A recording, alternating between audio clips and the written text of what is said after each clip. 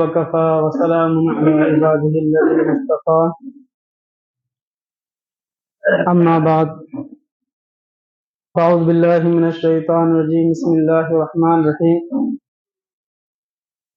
ولله على الناس حج البيت من استطاع إليه سبيلا ومن كفر فإن الله غني عن العالمين وقال النبي صلى الله عليه وسلم اللهم ارحم المحلقين۔ محترم بزرگوں بھائیوں، اللہ تبارک و تعالیٰ کا احسان ہے کہ اللہ تبارک و تعالیٰ نے ہمیں ایمان اور اسلام کی دولت عطا فرمائی، اور اللہ تبارک و تعالیٰ نے ہمیں حضور صلی اللہ علیہ وسلم کی امت کے اندر پیدا فرمایا۔ یہ ہمارے لیے سب سے بڑی نعمت ہے۔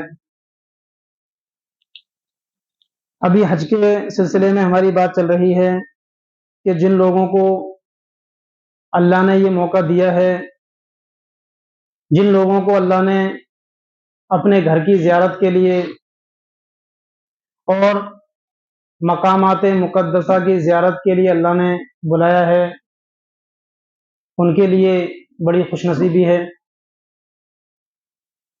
کہ اللہ نے ان کے اوپر حج فرض کیا اور پھر ان لوگوں کو اپنے گھر کی طرف آنے کے لیے تیار کیا۔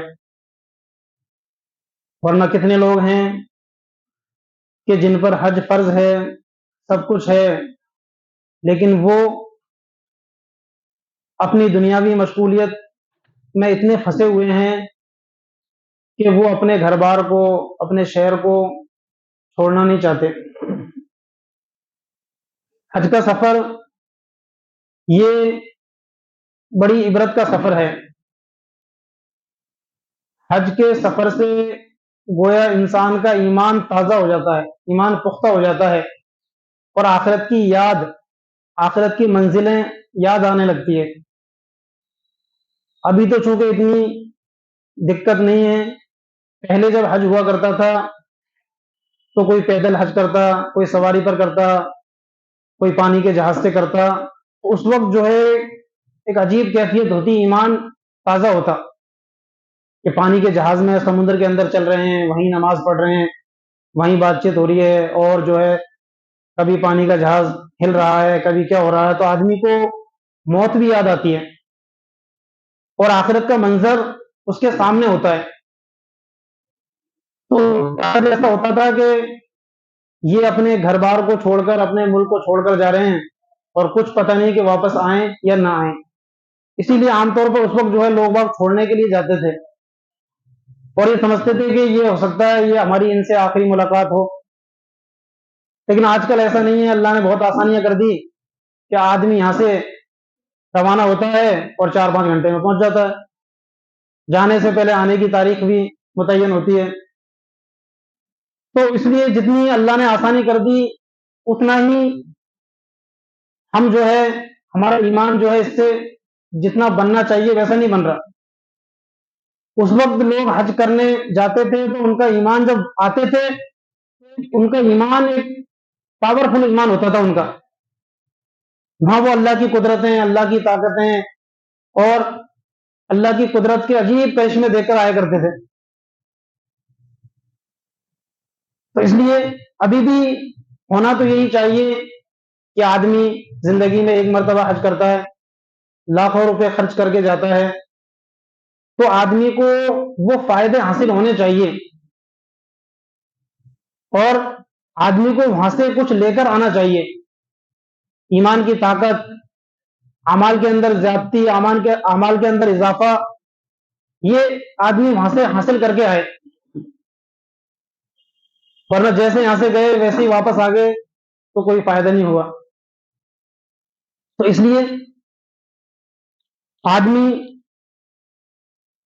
یہ ارادہ کر کے جائے، یہ پختہ ارادہ کر کے جائے، یہ طے کر کے جائے کہ اب تک جو مجھ سے ہوا، جو مجھ سے گناہ ہوئے، جو غلطی کوتاہی ہوئی، ان کو اللہ معاف کرے، اور اب وہاں سے آنے کے بعد میں پھر میری زندگی کے اندر تبدیلی آئے گی۔ اور وہاں جانے کے بعد میں آدمی یہ ارادہ لے کر آئے کہ جس طریقے سے اس گھر والے نے مجھے اپنے گھر کے اندر بلایا ہے، اب میں اس گھر والے کی ہر بات کو مانوں گا. یہ گھر والا، یہ بیت اللہ کا مالک، اس نے مجھے یہاں بلایا ہے، تو اب یہ اس گھر کا مالک جو کچھ مجھے کہے گا وہ میں کروں گا. یہ ارادہ آدمی وہاں سے لے کر آئے تو اس کو بڑا فائدہ ہے.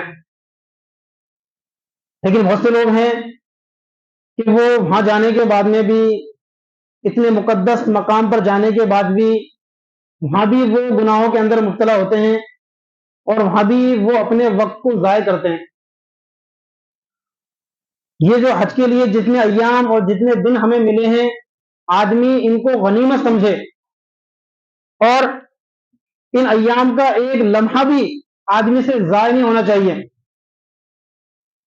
لیکن عام طور پر اکثر لوگوں کو دیکھا جاتا ہے، جیسا کہ وہاں سے آنے والے بتاتے ہیں کہ جو ہے ہمارے ساتھ میں بہت سارے اس طرح کے لوگ تھے کہ بس وہ نماز بھی اپنے روم پر ہی پڑھ لیا کرتے تھے، وہیں رہتے تھے، رات دن وہیں موبائل دیکھتے رہتے تھے، وہیں سب کچھ کرتے تھے اور وہیں پڑے رہتے تھے. تو آدمی اتنا پیسہ برباد کرنے کے، اتنا پیسہ خرچ کرنے کے بعد جائے اور پھر وہاں اعمال کے اندر نہ جڑے، خانہ کعبہ کے اندر نماز نہ پڑھے، وہاں زیادہ سے زیادہ طواف نہ کرے، زیادہ سے زیادہ عمرے نہ کرے، تو پھر اس کے لیے کیا فائدہ؟ وہاں جانے کے بعد میں آدمی کا ایک لمحہ بھی ضائع نہ ہو. زیادہ سے زیادہ وہاں جانے کے بعد میں آدمی عمرے کرے، زیادہ سے زیادہ طواف کرے، بیت اللہ کا طواف جتنا ہو سکے اتنا طواف کرے. اس طریقے سے جو آدمی کرتا ہے، اصل میں ہم سیکھ کر نہیں جاتے. جو عبادت آدمی کرے اس عبادت کا علم حاصل کرنا فرض ہے. ہم حج پہ جا رہے ہیں تو حج کا پورا علم حاصل کرنا ہمارے لیے فرض ہے. ہم عمرے پہ جا رہے ہیں تو عمرے کا پورا علم حاصل کرنا ہمارے لیے فرض ہے. لیکن چونکہ ہم سیکھ کے نہیں جاتے، وہاں جانے کا کیا مقام ہے، کیا مرتبہ ہے، کتنی نیکیاں ملتی ہیں، اس لیے ہمیں وہاں کے وقت کی کوئی قدر نہیں ہوتی. سفر کے اندر عام طور پر انسان کو تکلیف ہوتی ہے، پریشانی ہوتی ہے، جیسا کہ عربی کا ایک مقولہ مشہور ہے، السفر قطعۃ من النار. سفر یہ آگ کا ایک ٹکڑا ہے. یعنی سفر میں عام طور پر انسان کو ویسا آرام نہیں ملتا جیسا کہ انسان کو اپنے گھر پر ملتا ہے، اپنے مقام پر ملتا ہے. تو سفر کے اندر تکلیف کا ہونا، پریشانیوں کا ہونا یہ تو طے ہے. لیکن وہاں کی تکلیفوں کو آدمی برداشت کرے، صبر کرے. اپنے ساتھیوں کی طرف سے یا انتظامیہ کی طرف سے یا اور کسی وجہ سے کوئی تکلیف ہو تو آدمی جو ہے شور شرابہ نہ کرے، بلکہ اس کو برداشت کرے. جتنا آدمی تکلیفوں کو برداشت کرے گا اس کے حج اور عمرے کا ثواب اتنا ہی زیادہ بڑھ جائے گا. حضرت عائشہ رضی اللہ تعالیٰ عنہ سے حضور پاک صلی اللہ علیہ وسلم نے فرمایا کہ تیرے حج اور تیرے عمرے کا ثواب تیری تکلیفوں کی بقدر ہے. یعنی تجھے جتنا اس حج اور عمرے میں تکلیف ہوگی اتنا ہی تجھے اجر ملے گا. اس لیے وہاں کی تکلیفوں کو آدمی جو ہے بیکار نہ سمجھے اور وہاں کی تکلیفوں پر آدمی غصہ نہ ہو، بلکہ ان کو خوشی کے ساتھ میں برداشت کرے. تو وہاں جانے کے بعد میں ہمیں یہ جذبہ لے کر آنا ہے کہ ہمیں اللہ اور اللہ کے رسول صلی اللہ علیہ وسلم کی ہر بات ماننی ہے. وہاں کے جتنے بھی اعمال ہیں وہ سارے اعمال ہمیں کرنے ہیں. لیکن بہت سے لوگ ہیں کہ جو وہاں جانے کے بعد میں بھی پورے ارکان اور واجبات کو ادا نہیں کرتے. مولانا یوسف لدھیانوی رحمۃ اللہ علیہ وہ اپنی کتاب کے اندر لکھتے ہیں کہ میں بھی حج کے لیے گیا تھا تو حرم کے اندر بیٹھا ہوا تھا تو میرا ایک دوست اپنے ایک دوست کو لے کر میرے پاس آیا. میرا دوست اپنے ایک دوست کرنل کو لے کر میرے پاس آیا. ان کا دوست کرنل تھا اور اس کو لے کر آیا اور کہا کہ مولانا یہ میرے دوست ہیں، میں نے ان کو بتایا کہ احرام کی پابندی سے نکلنے کے لیے، یعنی طواف کرنے کے بعد میں، صحیح کرنے کے بعد میں سر کے بال کٹانے چاہیے. لیکن یہ ماننے کے لیے تیار نہیں ہے. انہوں نے صرف 2-3 بال کاٹ لیے سر کے اور کہتے ہیں کہ میرا تو ہو گیا، احرام کھول دیا. میں نے ان کو بتایا کہ بھائی پورے سر کے بال کاٹو، یا کم سے کم جو ہے تھوڑے تھوڑے بال پورے سر کے کاٹ لو، یہ ماننے کے لیے تیار نہیں ہے. آپ ان کو سمجھائیں. تو مولانا یوسف لدھیانوی رحمۃ اللہ علیہ فرماتے ہیں کہ میں نے ان کو پھر حدیث بتائی. حلق کہتے ہیں پورے سر کے بال اسطورے سے کاٹنا، اس کو بولتے ہیں حلق. اور قصر بولتے ہیں کینچی سے تھوڑے تھوڑے بال پورے سر کے کاٹ لینا، اس کو بولتے ہیں قصر. تو مولانا فرماتے ہیں کہ میں نے ان کو حدیث سنائی. اللہ کے نبی صلی اللہ علیہ وسلم نے حجۃ الوداع کے موقع پر اللہ سے دعا کی، اے اللہ حلق کرانے والوں پر رحم فرما، یعنی جو اپنے سر کے پورے بال کاٹتے ہیں ان پر رحم فرما. تو صحابہ نے یاد دلایا کہ قصر کرنے والوں کے لیے دعا کر دیجئے، یعنی جو پورے سر کے بال اسطورے سے صاف نہیں کرتے بلکہ کینچی سے تھوڑے تھوڑے کاٹ لیتے ہیں، ان کے لیے بھی دعا کر دیجیے. تو دوسری مرتبہ بھی اللہ کے نبی صلی اللہ علیہ وسلم نے یہ دعا کی کہ اللہ حلق کرانے والوں پر رحم فرما. صحابہ نے دوسری مرتبہ یاد دلایا. پھر بھی اللہ کے نبی نے تیسری مرتبہ یہی دعا کی. صحابہ نے پھر یاد دلایا. تو چوتھی مرتبہ اللہ کے نبی نے کہا کہ ٹھیک ہے قصر کرانے والوں پر بھی رحم فرما. یعنی 3 مرتبہ دعا دی ان لوگوں کو جو اپنے سر کے پورے بال اسطورے سے کاٹتے ہیں. تو وہاں جانے کے بعد میں بھی آدمی جو ہے ان کی پابندی نہ کرے. تو یہ باتیں جب میں نے ان کو بتائی تو وہ کرنل صاحب کہنے لگے کہ یہ کوئی عجیب بات ہے، ایسا کیسے ہو سکتا ہے، یہ تو بڑی تنگی ہے، یہ تو دین کے اندر بڑی جو ہے تنگی ہے کہ پورے سر کے بال میں کاٹوں.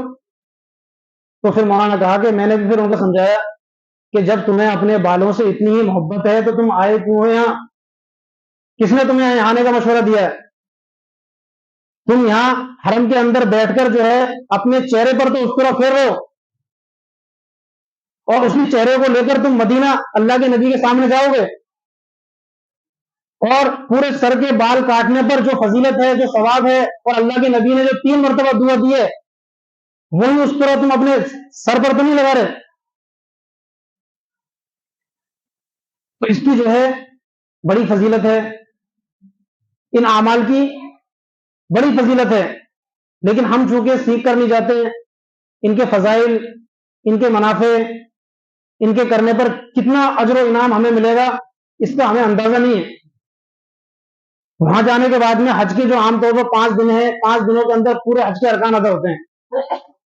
تو وہ عام طور پر 4 مقامات ہیں، مینا، عرفات، مزدلفہ، مکہ. انہی 4 جگہوں پر پورے ارکان عام طور پر ادا ہوتے ہیں. تو ان سارے ارکان کو آدمی کے اندر طاقت ہو چلنے کی تو پیدل جو ہے ان ارکان کو ادا کرنا چاہیے.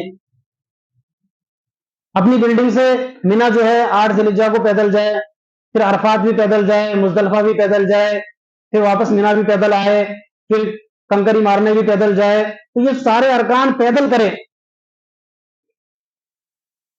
اور اس کی بڑی فضیلت ہے، بڑا اس کا اجر و انعام ہے. اللہ کے نبی صلی اللہ علیہ وسلم نے فرمایا کہ جو آدمی پیدل حج کرتا ہے، یعنی یہ حج کے جو ارکان 5 دنوں میں ادا ہوتے ہیں، ان ارکان کو پیدل ادا کرے تو اس کو ہر قدم پر 700 نیکیاں ملتی ہیں. ہر قدم پر 700 نیکیاں، اور وہاں کی ایک نیکی 1 لاکھ کے برابر ہے. تو اب ہر قدم پر کتنی نیکیاں ہوگی؟ 1 لاکھ کو 700 سے گنا کر دو تو 7 کروڑ نیکیاں. یہ پیدل ان ارکان کو ادا کرنے والوں کے لیے کتنی بڑی فضیلت ہے کہ ہر قدم پر 7 کروڑ نیکیاں لکھی جا رہی ہیں. تو کتنی نیکیاں ہو جائیں گی؟ لیکن یہ کام وہی کرے گا جس کو یہ فضیلت معلوم ہے، اور جس کو وہاں جانے کے بعد میں کچھ لے کر آنا ہے، وہ ان چیزوں کی رعایت کرے گا، اور وہ جو ہے پورا طریقہ سیکھ کر جائے گا، اور سارے ارکان وہ ادا کرے گا، چاہے اس میں کتنی تکلیفیں ہوں، کتنی مشقت ہو، کتنی پریشانی ہو. ہر کام جو ہے وہ پیدل کرے گا، اور آرام سے کرے گا، سکون کے ساتھ میں کرے گا. اور جس کو یہ چیزیں معلوم نہیں ہے وہ ہر کام کو جلدی کرنے کی کوشش کرے گا، اور جلد بازی میں چاہے وہ کیسا بھی ادا ہو کام، اس کو اس سے کوئی مطلب نہیں ہے. ہر کام کو وہ جلدی سے ادا کر کے اور فری ہو کے اپنے مقام پر جانے کی کوشش کرے گا. اس لیے ہم جو ہے حج کو سیکھ کر کریں، سیکھ کر جائیں. جو جانے والے ہیں ان کو بھی سکھائیں، ان کو بھی یہ باتیں بتائیں کہ وہ جو ہے اچھی طریقے سے سیکھ کر سارے ارکان کو یہاں سے جائیں تاکہ فائدہ حاصل ہو. اللہ تعالیٰ ہم سب کو عمل کی توفیق عطا فرمائے.